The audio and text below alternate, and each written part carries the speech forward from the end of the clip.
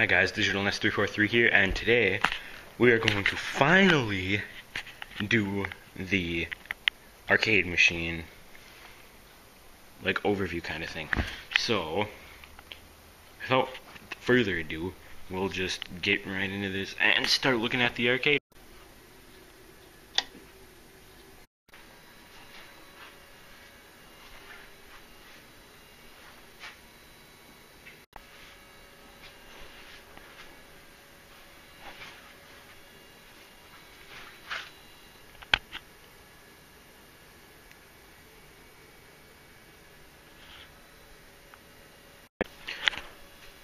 Alright, so here we go, we got the arcade machine. So to start off, I guess we're just gonna talk about, well, I'm running MAME32. Why am I running MAME32? Well, let me just tell you. The computer that I have in here is old. It's old. It's running Windows Me. It's like our old family computer because I did not have the money to get a newer computer, but I do plan on getting a newer computer to put in there because there's a lot of problems that come with using like what comes with using like old computers. Like sometimes the audio decides to just not work, and other times, you know, it just doesn't want to shut off. And it likes to kind of slow down sometimes, but it usually runs pretty good, which is actually kind of surprising. So I'll just show you the back right now. So move some stuff out of the way. Back here, I have kind of like a place for air to get through, and for me to get in. Anyway, here's the computer. No point in me showing you the front of it because it is just the randomest company ever. You can't recognize anything about it. Anyway, they got a power strip that has the light for the marquee right there, monitor, computer, speakers, and the last one I believe is, I don't even know, whatever. Anyway, so I have this is where the mouse is plugged in, and the physical like arcade machine buttons, all this stuff is plugged into tubes. You know, nothing says style like cardboard tubes. Anyway, so this is all plugged into I'm trying to think, iPAQ 4 I believe is what it's called. So anyway, let's flip this up. Ooh, that sounded absolutely delicious. Alright, that's probably not the wisest thing to have that mouse there. Anyway, as you can see, lots of wires, and I know if you look up any video on YouTube that says anything about hooking up these buttons, they're gonna be like, it's so easy, all you gotta do is this and this and this, and let me tell you, it is that easy. So I know you're just kinda like, I keep finding all these videos that just say it's so easy, just hook them up all together and you just plug them in. It's basically how it works. And so here you see all the cords go into this. I'll explain that.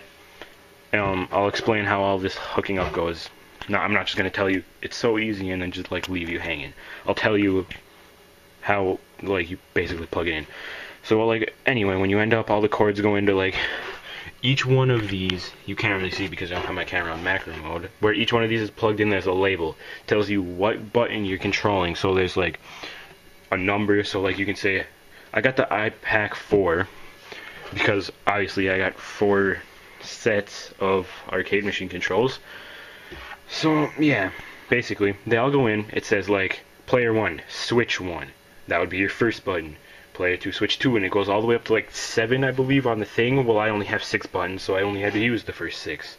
And then you obviously have your direction control, so up, down, left, right. That's all you need. It just kind of combines them. You don't gotta be like, okay, we need you to go multi-dimensionally to the north, south, east, and west. You don't need that. You just need up, down, left, and right. Basic.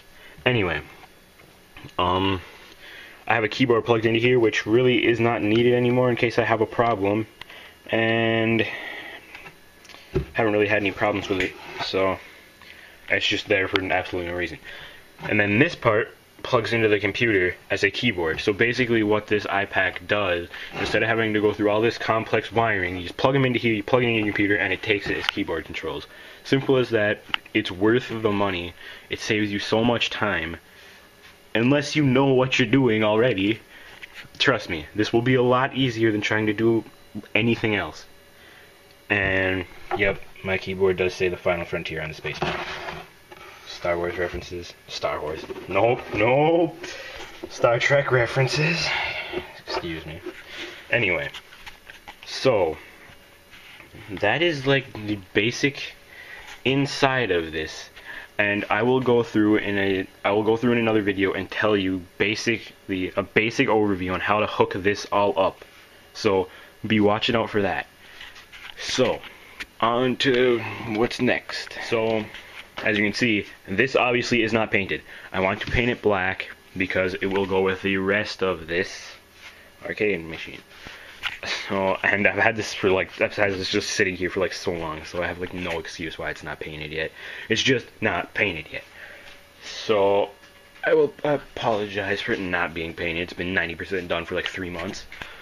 There is my marquee, which I ordered on the internet. I can't even remember where I ordered it from. What the heck? Where did I order it from? If you just Google like arcade machine marquees, you can get like custom ones. And from what the heck? I don't remember the website. Anyway, as you can see, I bought these buttons from, I believe, xarcade.com. I got 2 sets of 2-player controls for I don't even remember because it's been so long. So basically, they all come with like 8 buttons, but all my games only need 6. In fact, almost any game that uses 4 players is only really going to need 2. So if you don't have enough buttons, trust me, your like last 2 players are only going to need 2 buttons. That is pretty much it. Now I have 6. I have like no games that use 6 buttons. Most I have is like, actually, I think Street Fighter 2 might use 6. Okay, sorry for the weird cut.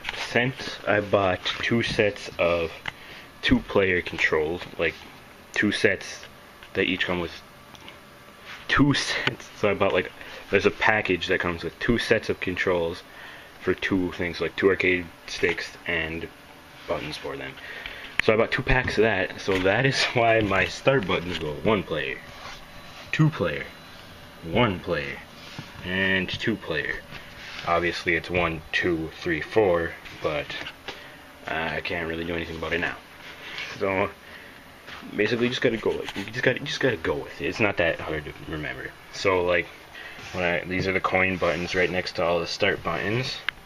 This is like an enter, and this is enter. This is escape. This obviously exits you out of the game. I can like do some. This actually selects the games physically with the buttons. This enter is for the menu kind of thing, and I can rewire these. It wouldn't take that much, but I just have not done it yet. So for the time being, that selects the game. That is entering the menu. Yeah, these are just all plain old buttons. They really don't have any other settings. These are just the joysticks. And so I don't really know how many games I have on here. Somewhere around 200. Well, this part says that I have 183, so I guess I have 183 games that work at least. So I guess at this point we can show some gameplay of this, and yeah, let's do that. So right here is the like main kind of startup screen thing. So obviously it says press any key to start, so I'm gonna press any key. And oh right, this is just a computer monitor in here. I cut this out of wood and just like glued and not glued, whatever. Yeah, you know, I stuck it in there.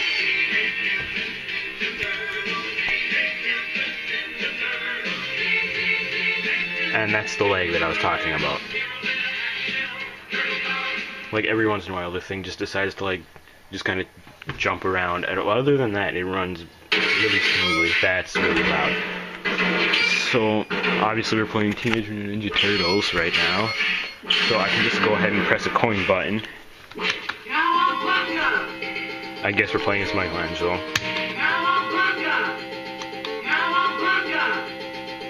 So I guess we'll just add 3. Press a button. Fire! Hang on, Angel.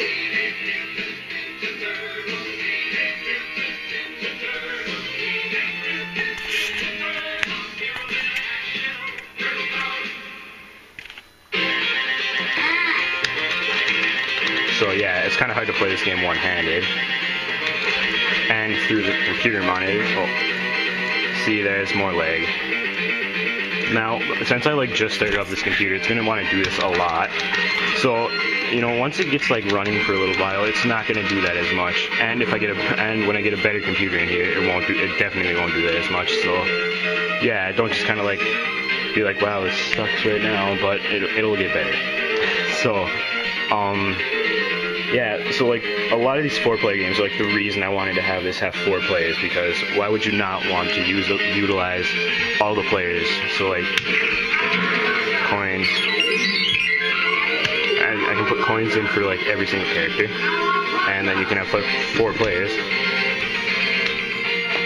So then when I have like my friends over, we can all play at the same time.